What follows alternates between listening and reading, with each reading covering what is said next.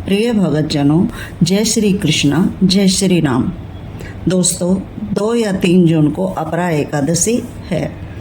श्री कृष्ण भगवान ने उपदेश देते हुए अर्जुन से कहा था कि प्रत्येक व्रतों में मेरा एकादशी व्रत सबसे श्रेष्ठ व्रत है। इसलिए एकादशी व्रत की महिमा सबसे श्रेष्ठ मानी जाती है। यह व्रत मेरा ही स्वरूप है। हर माह की शुक्ल पक्ष व कृष्ण पक्ष की एकादशी तिथि के दिन यह व्रत किया जाता है। हर एकादशी तिथि का अपना विशेष महत्व है। यह व्रत भगवान विष्णु को बहुत प्रिय है।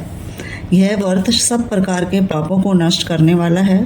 ज्येष्ठ मास की कृष्ण पक्ष की एकादशी को अपरा एकादशी या अचला एकादशी के नाम से भी जाना जाता है। इस व्रत का अर्थ होता है अपार धन, यश और पुण्य की प्राप्ति होती है। इस दिन भगवान श्री विष्णु की पूजा तुलसी, चंदन, कपूर और गंगा जल से की जाती है। यदि आप इस व्रत को किसी वजह से नहीं कर पाते हैं तो भगवान विष्णु की पूजा विधि विधान से करते हैं, सात्विक भोजन ग्रहण करते हैं, चावल का त्याग करते हो तो एकादशी व्रत के समान पुण्य फल मिलता है। दोस्तों, अब हम जानते हैं कि अपरा एकादशी कब है। दोस्तों, यह एकादशी 2 या 3 जून को है। एक बार पूरी श्रद्धा के साथ बोलो, जय श्री हरि कृष्णा, जय श्री हरि विष्णु भगवान की। दोस्तों, ज्येष्ठ मास की कृष्ण पक्ष की अपरा एकादशी बहुत ही फलदायी है। इस दिन सूर्य को जल अवश्य चढ़ाना चाहिए, तभी हमें पूजा का फल मिलता है। दोस्तों, भगवान श्री हरि विष्णु की पूजा के साथ माँ लक्ष्मी की भी पूजा करनी चाहिए। इससे घर में सुख समृद्धि और शांति की प्राप्ति होती है।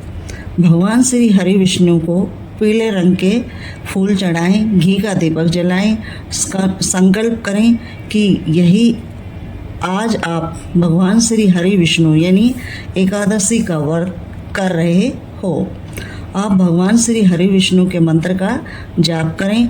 ओम नमः वासुदेवाय नमो, ओम नमो वासुदेव भगवते वासुदेवाय नमः मंत्र का जाप करें। अपरा एकादशी की कथा। एक बार युधिष्ठिर महाराज ने श्री कृष्ण भगवान से पूछा, हे माधव, ज्येष्ठ मास में आने वाली अपरा एकादशी का महत्व बताएं। श्री कृष्ण भगवान कहने लगे, हे राजन, आपने बहुत ही उपयोगी प्रश्न पूछा है। ज्येष्ठ मास के कृष्ण पक्ष में आने वाली एकादशी का नाम अपरा एकादशी है। यह एकादशी प्रेत योनि में गई हुई जीव आत्मा को मुक्ति प्रदान करती है। इसलिए इस एकादशी को अपने पूर्वजों को ध्यान में रखते हुए पालन करना चाहिए। प्राचीन समय में एक महान मल्लध्वज राजा राज्य करता था। उसका छोटा भाई भी वहाँ रहता था। मल्लध्वज बहुत ही धर्मात्मा राजा था। वहाँ उसका छोटा भाई उससे चिढ़ता था। वह बहुत ही निर्दयी था। एक दिन शत्रुता के कारण वह राजमहल में गया और उसने अपने भाई मल्लध्वज की हत्या कर दी। उसके शव को नगर के बाहर एक पीपल के पेड़ के नीचे गाड़ दिया। इस प्रकार अकाल मृत्यु के कारण राजा को प्रेत योनि प्राप्त हुई और उसी पेड़ पर रहते हुए वहाँ आने जाने वालों को परेशान करने लगा, इधर उधर भटकने लगा। एक समय भगवान की इच्छा के अनुसार ऋषि धौम्य वहाँ से गुजर रहे थे। दोस्तों, तब उन्हें प्रेत आत्मा का आभास हुआ और अपने तपोबल से यह जान लिया कि कैसे इसके साथ कैसे व्यवहार हुआ है। उदार मन वाले ऋषि ने प्रेत योनि में रहने वाले ऋषि को, उस भगवान को या राजा को नीचे उतारा और एकादशी व्रत के अनुसार उसका यज्ञ किया, परलोक विद्या का दान दिया। वशीभूत होकर ऋषि ने राजा को प्रेत योनि की मुक्ति प्रदान की और इसके लिए एकादशी अपरा का अनुष्ठान किया। एकादशी का पुण्य फल राजा को अर्पित कर दिया। इस प्रकार पुण्य फल के प्राप्त होते ही मल्ल ध्वज राजा को प्रेत योनि से मुक्ति मिल गई। वह ऋषि को धन्यवाद कर दिव्य धाम को विमान में बैठकर बैकुंठ को चले गए।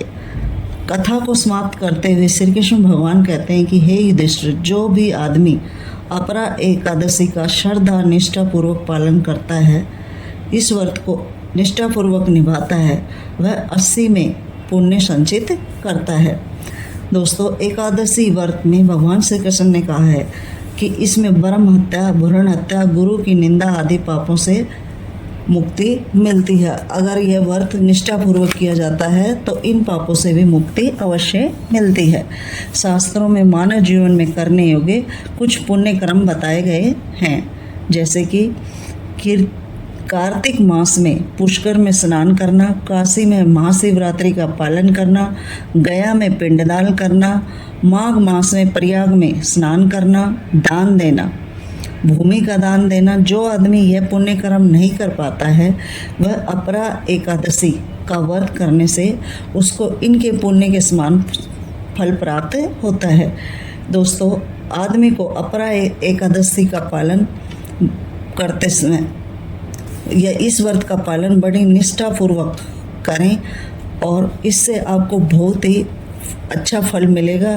बोलो श्री हरि विष्णु की जय।